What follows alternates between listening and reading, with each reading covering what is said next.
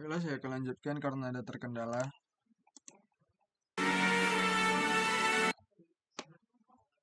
Alright then gang, so we've seen now how we can get data and we're logging that data to the console and also add new data and delete data as well from a collection.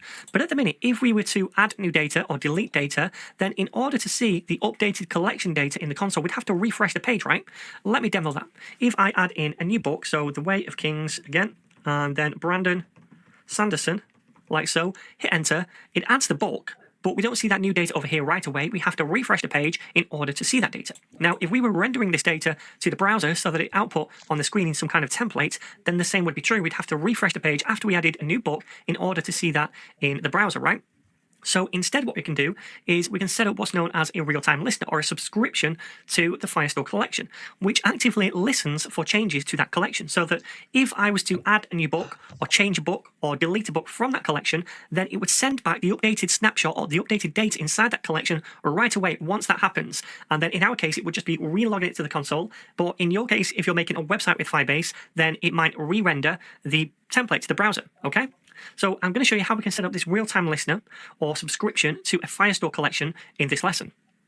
Okay then, so currently we are getting the documents right here using this getDocs function. And like we just explored, this getDocs function just runs once to get the documents when we run the code, just once. But if there's a change later on in the data, it doesn't automatically run again to go out and fetch the new data. It just runs once. And instead, we want to set up a subscription to the collection so that every time there is a change in the data in that collection, we get that data back right away. So it sends us back a new snapshot every time there's a change, right? So what I'm going to do is change this to a real time collection data because that's what we're going to set up now. And then up here, I'm going to replace getDocs with a different function called onSnapshot, which is how we set up a real-time listener using this onSnapshot function. So then what I'm going to do is basically rewrite this code right here, but using that new function. So then let's do that. I'm going to say onSnapshot, which is that function we just imported. And then inside here, we need to pass in two arguments. We say call ref, just like we did up here, because we need to pass in a reference to a collection that we want to listen to or set up a subscription to. And then as a second argument, we pass in a function. And this function is going to fire every time there is a change in the collection and it sends us back a new snapshot. And also once initially as well. So like this runs once initially, this is going to run once initially as well to get the data to begin with. But then it's also going to run thereafter, this function, every time there is a change in the collection that we're listening to. And it's going to send us back a new snapshot of that collection after the change occurs, right?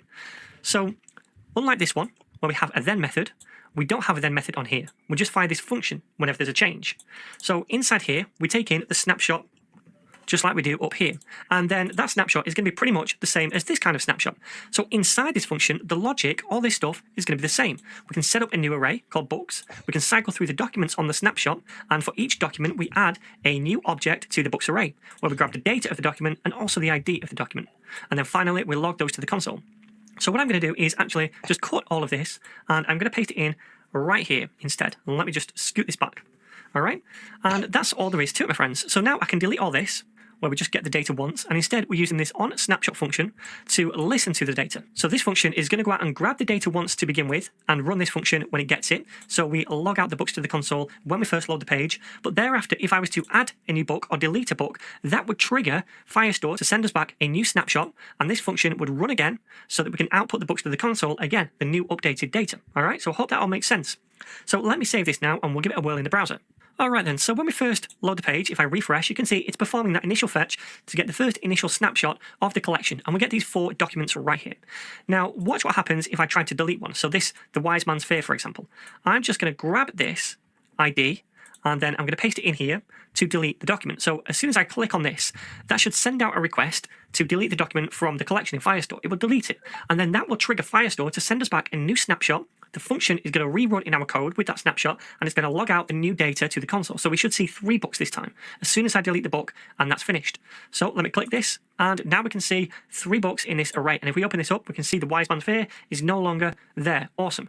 Now, the same is true for if I add a new book. So I can say the Wise Man's Fear up here, and then it's by Patrick Rothfuss. Press enter to add a new book. We should get a new snapshot back, and we do, and we can see that right here, 4 elements inside it, including the Wise Man's Fear. Awesome. So that, my friends, is how we set up a real-time listener or a subscription to a Firestore collection to get real-time data back as events occur in the collection. This is Steve, a head of product, and his company is about to release an app. But his team reported a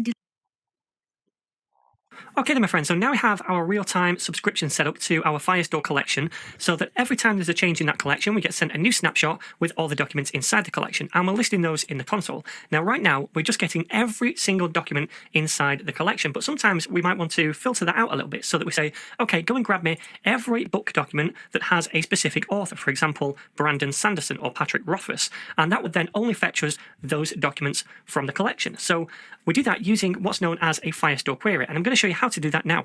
So the way we do this is basically updating our collection ref to be a query reference instead. So we need to import a couple of things at the top before we do this. I'm going to enter onto a new line first of all, then we import a query function, and also we're going to need a function called where that we use inside the query. All right then, so now down here, we basically want to rewrite this reference here so that it includes that query. So what I'm going to do is come down here and I'll do a little comment to say queries like so, and I'll say const q is equal to query, and then we invoke that function, and then we can pass in a collection ref first of all. So I'm going to copy that and paste it in here. So that's the first argument, right? Because we're saying, look, we want to get some documents from that particular collection. But then inside this query function, as a second argument, we can pass in the other function, which is the where function, and invoke that. And this is basically a clause saying, okay, well, fetch me any documents inside this collection where, for example, the author is equal to Patrick Rothfuss. So this where function takes in 3 arguments. The first argument is the field name or the property name. So we're going to say author. The second argument is some kind of comparison. So I'm going to say is equal to, double equals. And then the first argument is the value we want it to be equal to. For example, Patrick Rothfuss, like so. So now this is basically getting us a reference to any documents inside the books collection using this collection ref where the author value is equal to Patrick Rothfuss. And now instead of creating this onSnapshot function to just the collection ref, we pass in the query here instead. Okay, so now we're going to get real-time data whenever the data changes that includes the author property to be Patrick Rothfuss. So if I had a new book where the author is Patrick Rothfuss, then that will fire this function right here where we'll get a new snapshot. If I add in a new book where the author is not equal to Patrick Rothfuss, then we're not going to get a new snapshot. Does that make sense? So let's save this now and give it a whirl. So first of all, you'll notice when we first load the page, we only have 2 books inside this array. And that's because now we're filtering out any book that doesn't have an author to be Patrick Rothfuss. So we don't get that data. Any data we get must have that author because of that query we just made. Now, if I add a new book, so I'm just going to do a title called ABC, DEF for the author. Now, the author is not Patrick Rothfuss, right? So when we add this book, notice we don't get a new snapshot and we don't relog the books to the console because it wasn't included in that query, that author. However, if I add in a new book by Patrick Rothfuss, ABC, and then Patrick Rothfuss, like so, add a new book, then we should get a new snapshot because that is the data we're listening to, any data with an author property of Patrick Rothfuss. And we can see that new book right here. Now, I'm also going to delete that book just to show you that we get a new snapshot when we delete a book whose author is Patrick Rothfuss as well. So let me delete it like so, and we can see the new snapshot down below. Awesome.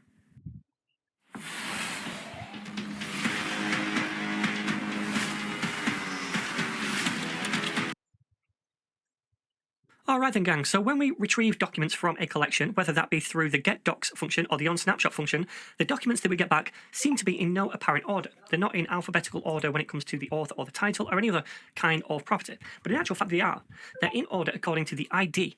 Now remember, Firebase automatically generates these IDs for us, and they are random. So by ordering by ID, then they are in kind of a random order, okay, according to our data. But we can order our queries so that we can order them by properties. So I could say, okay, order them by author value, so they're alphabetical by order, or title, or some other kind of property. And that's what we're going to do now.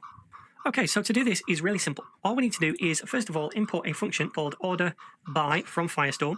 Then down here, when we create the query, we need to pass it in as another argument. So after the where clause over here, I'm going to pass in the order by function. Now, the order by function takes in an argument, which is the property we want to order by. So for example, now we see 3. And now inside here, we can see that we have a created app property in each of these individual objects. And they're now ordered by that created app property. We can see this order right here is the order that we added them. We added this one first, then this, and then this one. And if we add in a new one, let me add in the final Empire by Brandon Sanderson and press enter, that one should now also appear at the bottom. So you'll see Brandon Sanderson down here at the bottom, the final Empire. And the others are still in the correct order as well. Now, you'll have noticed when I'm adding a new book now, I'm actually getting the data logged to the console twice. Let me just show you. ABC, DEF, add the book, and we can see the data logged twice. So why is that? Well, it's because we added on that timestamp. So when we do that, it sends the information to Firestore, it adds the document and we get a snapshot back, but then it takes a short amount of time for Firestore then to add the timestamp. And when it adds that to the document, it sends us back a new Firestore snapshot because the data has changed. Does that make sense? So that's why we're getting these two different things logged to the console right here every time we add a new document. Being a VA sometimes is challenging. Definitely a game changer for me. This is really life-changing for me. Joining SGB. Alright then, so we've seen now how to go out and grab an entire collection of documents using this function on Snapshot, and also previously using the getDocs function as well. So that's how we get a full collection of documents. But what if we just want to go out and grab one document? Well, we can do that. All we have to do is import another function up here from Firestore. This time it's called getDoc. And this function grabs us a single document. So let me come down here and we'll flesh out this code. Now the first thing we need to do is make a document reference. Much like we did when we deleted a document, we created a document reference where we passed in the database, the collection, and the ID of the document into this doc function right here. So we need to do the same thing down here for the document that we want to get. So I'm going to create that. I'll say const doc ref, and this is not going to interfere with this constant right here because this is a local variable inside this function. So doc ref is equal to doc, then we invoke that, we pass in the DB, then the collection, which is books, and then we want to pass in a document ID. Now I'm just going to pass in an ID I've already grabbed from one of our documents. So it's going to go out and get a reference to that particular document. And then what I want to do is come down here and use the getDoc function to go out and get that document. And all I need to do is pass in the doc ref, like so. Now this returns a promise, so we can tack on a then method to fire a function when we have that document, and this function takes in the document as an argument so we can do something with it. All I'm going to do is log it to the console, so we'll log out the doc.data, remember that's a function to get that data, and then also the doc ID. Alright then, so let's see if this works. So now in the console, we still see the entire collection because we still have that subscription set up to the entire collection, but underneath that we also have the single document that we just grabbed. And notice this is the ID I used to get the doc reference. So that's how we can grab a single document. Now, much like before when we set up a subscription to a collection to get real-time data, we can also do that to a document as well. I could subscribe to a single document so that if that document ever changes, then Firestore will send us back a new version of that document after it's been changed. For example, if someone changed the author property, then it would send us back the document again so we could reuse that updated data. Now, the way we do this is very, very similar to how we created a subscription to a collection. We use this same function right here on Snapshot. So I'm going to copy that and come down here and I'm going to paste it in. And then we need to invoke that function as well. Now inside here, all we have to do is pass in the doc ref instead of the collection ref. When we pass in a collection ref, that sets up a subscription to a collection, but now we're just subscribing to changes on a particular document. So as a second argument, all we have to do is pass in a function which is going to fire every time Firestore sends us back a new version of the document, so every time that document changes in the database. And all I'm going to do is log that to the console when it happens. So console.log doc.data, which is a function, and then also doc.id, much like we did up here. And in fact, I'm going to get rid of that now because we don't need that anymore, because we're setting up a real-time listener to this document instead. And remember, this also fires once initially when we first load the page. So we get that document once to begin with, and then thereafter, every time there's a change to that individual document in the Firestore collection. Okay, so I've actually got open two windows here. I've got the Firestore over here on the right, and I've got open this document, which we have a real-time listener set up to. And over here we see in the console we have that document, and that's the document that we're subscribing to, right? So we get it once initially, which is over here in the console. So now, if I try to change this, let me just come to this, and I'll change this to a capital T, and then I'm going to update it. Now, because we're changing this, then Firestore should send us back a new version of the document, and we should fire that function inside the onSnapshot function. So let me update it. And we can see now we get back a new version of the document, and we can see the title is updated. Notice also we got back this set of documents as well, and that's because we have a listener set up to the whole collection, and the collection just changed as well. So it fired that function to relog out all of the new data inside that collection, and also the function right here to log out the single document as well.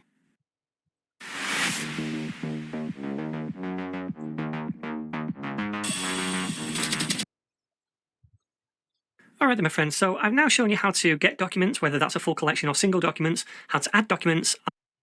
Aus, mending minum Sprite dengan lemon dan jeruk nipis, nyegerin. Sprite, seger bener. Alright then gang, so now we've seen how we can sign users up, log them out, and then log them back in again. And if we wanted to, we could set up a real-time subscription to the login status of the current user on the website, so that every time there's an authentication status change, for example, if a user logged in or out, then it would fire some kind of function, much like we set up a subscription to a collection in the database, but this time we can set it up to the auth state. So to do this, the first thing we need to do is import a function from Firebase auth, and that function is called onAuth state changed. So let's import that, onAuth state changed, like so. And then down here we can use that function. So let's do it at the bottom of the page, onAuth state changed. And this is going to take in two arguments. The first one is our auth constant, and then the second one is a function which is going to fire every time there is an authentication change of the user on the website. So if I logged in, it's going to fire the function. If I log out, it's going to fire the function. If I sign up, it's going to fire the function, etc. Now this function right here takes as an argument the user. Now if I log in, that user will be the user who's just logged in. Same if I sign up, it will be the user that's just signed up. However, if I log out, that user is going to be null. So what I'm going to do is just log that to the console every time there's a state change in the authentication. So console.log, and I'll say user status changed, then a colon, and we'll output the current user, which is either the user just logged in or signed up, or null if they logged out.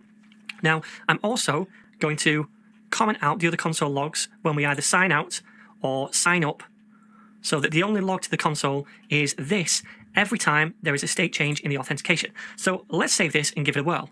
Alright then, so to begin with, if I first refresh the page, we can see that the user status changed, and that's because initially Firebase is reaching out to the backend to see, look, do we currently have a user logged in? And it's returning with null, so no, we don't have a user logged in. However, if I am now to log in with Mario at netninja.dev and then test 12345, then we should see that function fire again, and this time the value of the user should be the user who logged in. So let's give this a whirl, log in, and we can see user status changed, and we have that user object right here.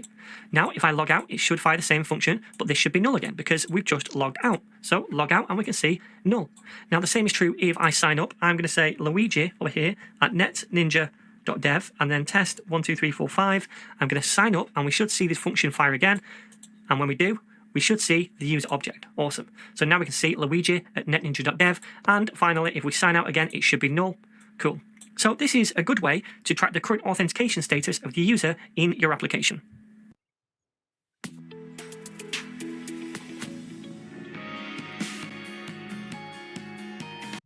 Alright then my friends, so there's one more thing I'd like to show you when it comes to Firebase 9 in this series, and that is how to unsubscribe from subscriptions. So currently we have 3 subscriptions set up. We have one to the collection of data, which sends us back a new snapshot every time there is a change in that collection, one to a single document, which sends us back a new document when there's a change to it, and one to the authentication status, which sends us back the user every time there's a status change. So it's good practice to unsubscribe from any subscription when you no longer need it. So I'm going to show you how we can do that for all 3 of these things right here. So then to begin with, I've already added on a new button at the bottom with the class of unsub, and that says unsubscribe from DB auth changes. So we're going to unsubscribe from everything in one go when we click on this button, right? So over in the index.js, I've also grabbed this unsub button using the query selector in this class, and then I've added an event listener to it, which is a click event. So when we click on this, we're going to fire some code, all right? So what we want to do in here is unsubscribe from all of the 3 things that we're subscribed to. So this one right here, where we subscribe to auth changes, but also up here, we have a real-time subscription to a single document, if I can find it, right at the top. Okay, so this is the real-time data for a full collection. I think the document is down here somewhere. Let me try and find it.